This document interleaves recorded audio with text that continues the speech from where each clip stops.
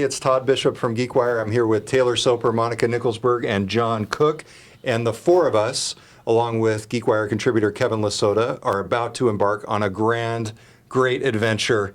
We're headed to the 2017 International Consumer Electronics Show in Las Vegas. Are you ready? I'm ready to rumble. Bring it on, tech. Bring it on, tech. So Taylor, John, and I have been before. Monica, it's your first time. What advice would you give to Monica? Good shoes. Everybody says good shoes. Come on. It's kind of boring. Give me something a little more interesting. Pace yourself. Find the good parties. I think that with you guys around, I'll not have a problem with that. All right, so each night at the show, assuming we're still in proper condition, we're going to be... Sometimes we're not for this recap. Even if not, apparently. We're going to be doing a recap every night, and so stay tuned for that. This is a bit of a preview of that. What are you all looking forward to most when you look to this CES? John, you want to start? Gosh, you know, I always like to try to identify what the big buzzword is going to be of the event. I think you've seen this 2 years ago with IoT or IOE, as Internet of Everything. IOE did versus not it did not take off. off. That was the Qualcomm effort. Yeah, they to were co-opt trying it. to set the tone with these different buzzwords. So I always like to see what it is. Last year, I think it was definitely the connected car and autonomous vehicles. Now, I think both of those are going to be hot again this year. It's not like they are there 1 year and then fizzle out. Right. And I think those both are going to be very hot. But this year, I think it's going to be something different. I know what it's going to be. AI. Yes, Yeah. Woo, It's going all to be right. AI. That's going to be the hot buzzword of the conference. And here's what's interesting about that. There is an entire conference track on Friday morning where a series of Amazon executives involved with the Alexa effort will be speaking. Which is a little unusual to see Amazon having such a big presence here, in part because they are such a quiet company. They really haven't had a presence at CES in the past. But the meaningful Amazon presence will actually be in the form of Alexa inside many of these devices that we're going to be seeing. I think that's going to be one Vacuum of the cleaners, refrigerators.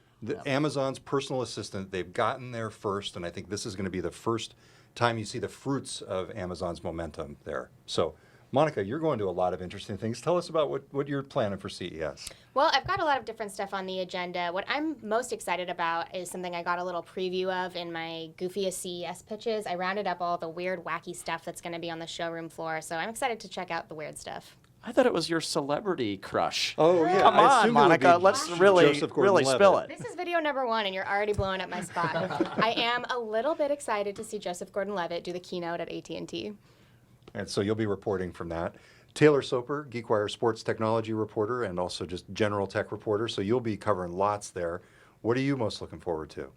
I gotta say, I'm looking forward to talking to my buddy Shaq again and outstretching my arm to try to interview him. But no, we'll be catching up with Shaq and Charles Barkley and the guys from inside the NBA. And of course, I'll be on the sports tech beat the entire time. And there's more events and people speaking about sports than ever at CES. Well, last year I thought that was also a big trend that emerged. It was almost a sports tech conference, really, and in a big way. We had the Intel CEO who spent it was like a 90-minute keynote. It was awfully long. Hopefully there aren't any keynotes that long again.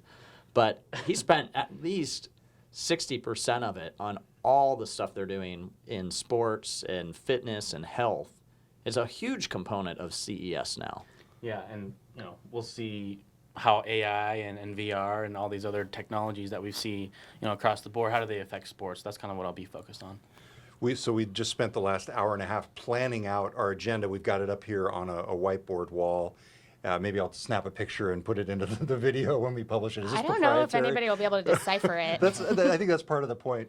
One of the most interesting things, Fiat is coming in, and they are unveiling a car here rather than going to the North American Auto Show shortly after in January, which is the tradition. They were actually unveiling a car here. Now, it's not unusual for car companies to be at CES, but the big new model unveilings are typically done at the auto show, which I think is a huge illustration of how important the tech industry is in all of this stuff. And I think a smart move because it's getting a lot of buzz already. And I mean, when you launch at a car show, there are a lot of other models getting launched here. It'll be the only one. So I know there's some buzz around that. As you look at that agenda, anything else that all of you are looking forward to most?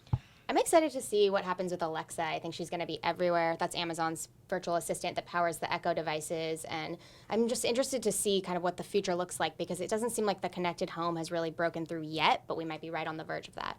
I think the keynotes are a little weak this year, just looking through the agenda. But the one that I'm excited to attend is Barry Diller, the chairman of Expedia. He's a fascinating businessman and pretty charismatic, so I think he'll be a good interview. As long as we're talking about Amazon and Alexa, Amazon already has another foothold too with the dash button and the replenishment service. So that's another interesting one to look for, because they're embedding the reordering capability directly into appliances like water pitchers, washing machines, all sorts of things. Just press a button and it reorders your detergent. So that'll be another interesting trend. Yeah, of course, it's kind of cliche to say at this point, but VR, we've been to CES the past few years and seen VR make an appearance, but I think this might be the year where it's kind of everywhere. So let's see the different applications. And John, you tried VR 2 years ago at CES and nearly fell over after a rough night. It was a rough night, yeah. I almost vomited on the CES show floor. Let's not have that happen this year. Well, But Monica's maybe yes. under different circumstances this time you could try it again. Well, maybe the VR technology is good enough this year, so you won't feel sick. Monica actually, in her wackiest CES roundup, had one that it was like a little band that basically allowed you to hit your pressure point to eliminate nausea during VR. I saw that. Yeah, We'll just great. get you one of those.